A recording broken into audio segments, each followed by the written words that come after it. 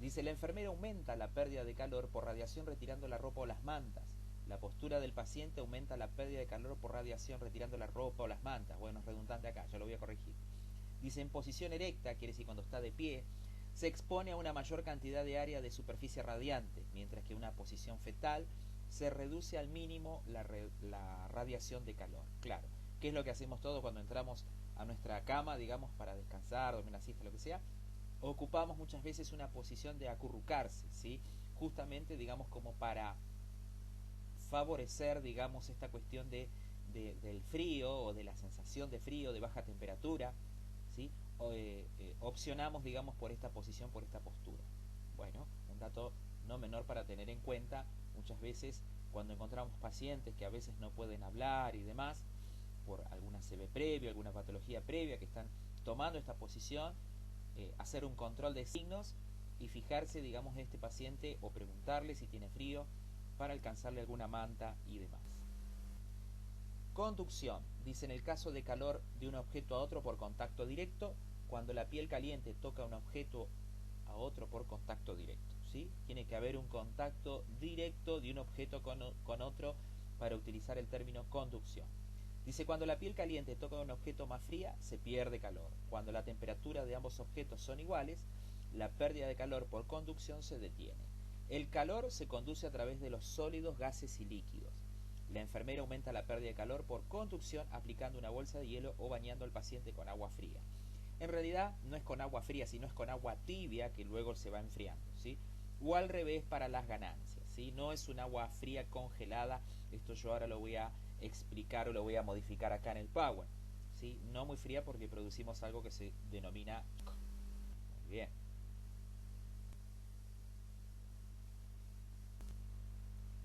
Muy bien. Seguimos con evaporación. Dice, es el paso de energía calorífica cuando un líquido es transformado en gas. Durante este proceso se pierden 0,6 calorías de calor por cada gramo de agua que se evapora. El cuerpo continuamente pierde cierta cantidad de calor por evaporación. Alrededor de 600 a 900 mililitros día se evaporan por la piel y los pulmones provocando pérdida de agua y calor. Tal cual.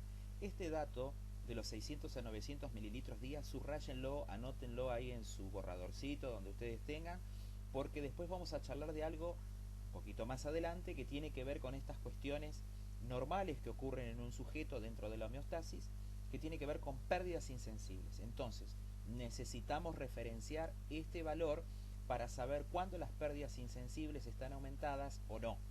Ya vamos a hablar de este tema un poquito más adelante, pero ya les digo, anótenlo, subrayenlo, márquenlo, ustedes evalúen la estrategia a seguir respecto a este dato que yo considero importante. Se controla mediante la conducta. Los seres humanos actúan voluntariamente para mantener una temperatura corporal adecuada cuando se exponen a temperaturas extremas. ¿Cómo? Bueno, justamente, ¿sí? Ya sea por hipotermia o por hipertermia, cuando tenemos mucho calor, cuando tenemos mucho frío, como comúnmente lo denomina la gente, las personas, nos sacamos o nos colocamos ropas, así de simple, ¿sí? Tomamos algo caliente, etcétera. Tenemos que tener en cuenta esto, que es algo redundante y que cotidianamente hacemos en aquellos pacientes que están imposibilitados de hacerlo, ya sea para acercarles una manta y colocársela, como para retirarla, darle algo caliente, etcétera, etcétera, ¿sí? Algo caliente por vía oral me refiero, ¿sí? Dice, los lactantes son capaces de percibir unas condiciones de calor incómodas, pero necesitan ayuda para cambiar las condiciones de su entorno, tal cual, ¿sí? Los bebés, justamente, digamos, están imposibilitados por su condición etaria de poder hacerlo en la totalidad, entonces necesitan de un adulto, ¿sí? Bueno, ¿por qué tira esta referencia? Sigamos al punto posterior. Dice, los ancianos también, bueno, no dice también, pero yo digo, también necesitan ayuda para detectar ambientes fríos y detectar y reducir al mínimo la pérdida de calor, ¿sí? Ellos, justamente por una cuestión etaria, una vez más, ya se los di en este glosario que ustedes ya deben estar buscándolo y demás, necesitan justamente ayuda tanto como para colocarse una ropa, ¿sí? Ellos justamente a veces no detectan estos cambios de temperatura, no detectan que tienen sed, ¿sí? Ni hablar si digamos, no en todos los ancianos ocurre, obviamente son todos diferentes, por supuesto, sobre todo cuando hay patologías previas de alguna CB, de Alzheimer, diabetes que causan neuropatías, etcétera, etcétera. tenemos que estar un poquito atentos de estas situaciones con los adultos mayores, que así se los denomina también a los ancianos. Dice, los cambios de la temperatura corporal fuera de los límites normales afectan al punto de ajuste. ¿Cómo? Bueno, ahí vamos a ir viendo. Dice, estos cambios pueden estar relacionados con una producción excesiva de calor o cualquier combinación de estas alteraciones, ¿sí? ¿Qué es el punto de ajuste? Ahora lo vamos a ver un poquito más adelante. Es como un termostato, ¿sí?, que tenemos interno biológico, que sería el hipotálamo. Seguimos. Bueno, factores que influyen en la temperatura corporal. Yo puse página 263. Esto está en la bibliografía, digamos, que está de manera física. Ustedes van a tener que buscar en la bibliografía digital, que la gran mayoría tiene, u otros tendrán el otro, pero no infiere, digamos, en los espacios físicos donde está colocado uno u otro a nivel bibliográfico, sino que después vamos a hacer un trabajito de esto, ¿sí? Factores que influyen en la temperatura corporal, que ustedes como futuros enfermeros y enfermeras van a tener que detectar a ver si no está este factor justamente afectando, modificando, y que nosotros simplemente con retirar una ropa o que el paciente se quede un ratito sentado, etcétera, etcétera, ya lo estoy modificando de una manera práctica. Fiebre. Dice, la hiperpirexia o fiebre se produce porque los mecanismos de pérdida de calor son incapaces de seguir el ritmo de una producción exagerada de calor, dando lugar a una elevada anormal de la temperatura corporal, o sea que se eleva más allá de los límites normales. Fíjense este dato. La fiebre no suele ser peligrosa si se mantiene por debajo de los 39 grados centígrados. Una medición aislada de la temperatura puede no indicar fiebre. Acuérdense, ya en 38 grados, ahora después lo vamos a ver con una tabla, ustedes ya lo estuvieron viendo en el otro Power que no tiene audio, ya 38 grados es fiebre, ¿sí? Pero bueno, habíamos dicho de que era bueno que el paciente tuviera fiebre, el tema es hacer los controles pertinentes y tratar los síntomas. Dice, los pirógenos y las bacterias producen una elevación de la temperatura corporal, o sea que la fiebre me está avisando, me está diciendo justamente de que hay algo extraño dentro del organismo, dentro del torrente sanguíneo y demás, denominado pirógenos, bacterias, hongos, virus, todo lo que ustedes quieran. Pero es una reacción normal del organismo elevar la temperatura, porque se empieza a generar toda una cascada, que ya lo van a ver un poquito más adelante, en segundo o en tercer año, que tiene que ver con la cascada de la fiebre.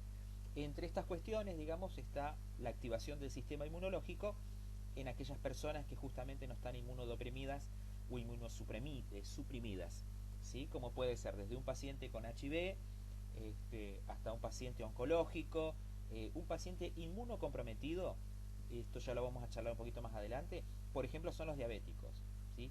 Entonces, en ellos hay que extremar los cuidados, y lo ideal de un paciente diabético es de que justamente tenga regularizada sus niveles de azúcar en sangre a través de una dieta, del ejercicio, de medicación, de lo que el médico, el nutricionista, profesional de salud, inclusive enfermeros, hayan mencionado o direccionado para un bienestar de este ser humano, de este individuo. Dice, cuando entran en el cuerpo los pirógenos actúan como antígenos, desencadenando el sistema inmunitario recién lo... Dice, durante la fiebre el metabolismo celular aumenta al igual que el oxígeno. Subrayen esto, súper importante, lo vamos a charlar en el cuestionario. Durante el episodio febril puede ser necesario oxigenoterapia. ¿A todos los pacientes? No. Aquellos pacientes que se nos descompensan, aquellos pacientes que se nos baja la saturación, aquellos pacientes que están muy lábiles, justamente acuérdense que un signo vital me va a afectar el resto. Fíjense, acá ya tenemos un dato importante para la guía, para el parcial, para todo, para entender justamente por qué. Porque sube, como está diciendo un poquito más acá abajo, no, lo digo yo. Tiene que ver con aumento de metabolismo, ¿sí? El paciente se pone taquicárdico. ¿Por qué se pone taquicárdico? Porque la sangre empieza a circular más rápido. ¿Por qué circula más rápido? Porque tiene que elevar ese exceso de temperatura que se está produciendo dentro del organismo. Dice, la pérdida de agua por aumento de la transpiración y diaforesis puede ser excesiva, por lo cual se debe observar la posible deshidratación. Por supuesto, dijimos en todas las etapas de la vida, desde el bebé, adultos jóvenes y adultos mayores, y dentro de lo que nos corresponde ahora, que serían los adultos jóvenes e inclusive adultos mayores, es tener en cuenta la deshidratación. Ya vamos a ver con qué otros mecanismos nos podemos ayudar, pero bueno, lo primero que tenemos que hacer es la observación, la inspección, dialogar con el paciente, dialogar con el individuo, a ver si tiene sed, no tiene sed. Vamos observando, ya les tiro algo, si está orinando, si no está orinando. Lo que está ocurriendo cuando el paciente tiene con fiebre es un poquito lo que charlábamos antes. Tiene las pérdidas insensibles aumentadas y ya van a empezar a ser visibles, como una diaforesis marcada en rostro, en el tórax, puede ser justamente en miembros superiores. Bueno, tenemos que estar observando y valorando estas cuestiones para accionar de manera independiente y también avisar al médico. Dice, el agotamiento por calor se produce cuando la diaforesis profusa provoca una pérdida excesiva de agua y electrolitos, lo venimos diciendo, porque uno de los grandes problemas o los puntuales problemas no necesariamente tiene que ver con la pérdida de agua, claro, el agua en sí misma también, ¿sí? Sino, digamos, justamente porque es el medio óptimo donde funcionan los electrolitos, cargas positivas, cargas negativas, líquido intracelular, extracelular, y justamente al paciente al deshidratarse, ¿sí?, va perdiendo electrolitos, por cual la sinapsis neuronal y de otras funciones empieza a ser cada vez más reducida. Dice, los primeros auxilios es trasladar al paciente a un medio ambiente más fresco y el restablecimiento de líquidos puede llegar a ser en una primera instancia, si lo amerita, por vía oral, y si no, lo vamos a hacer por vía intravenosa. Hipertermia. Dice que es la elevación de la temperatura corporal relacionado con la incapacidad del organismo para favorecer la pérdida de calor con la producción de calor, o de la producción de calor, perdón. Estoy leyendo un poco rápido. Dice, la hipertermia maligna se produce cuando personas sensibles reciben determinados fármacos anestésicos. Generalmente es un trastorno hereditario, pero tenerlo en cuenta. Por eso es muy importante un buen interrogatorio previo desde la admisión y demás, cuando vamos a colocar determinados fármacos. Acuérdense que ustedes, ahora en segundo año, ya van a empezar, digamos, con la aplicación de fármacos y demás, obviamente bajo tutores y demás, y van a estudiar un poquito más estas cuestiones dentro de la materia de farmacología y demás, pero les vuelvo a decir, cuanto más datos tenemos, minimizamos el riesgo.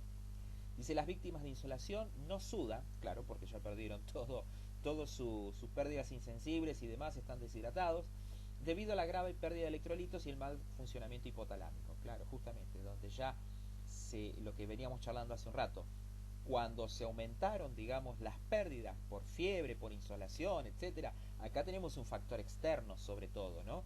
Justamente el paciente empieza a entrar en shock. Si el shock continúa y no se puede salir de ese estadio tan agudo y grave, bueno, el paciente termina muriendo. Dice, en medida del progreso del trastorno, más de 45 grados centígrados, quedará inconsciente con pupilas fijas y no reactivas. Se producirán lesiones neurológicas permanentes, a menos que se comiencen rápidamente las medidas de enfriamiento. Hipotermia. Dice, la pérdida de calor durante las exposiciones prolongadas al frío sobrepasa la capacidad del organismo para producir calor.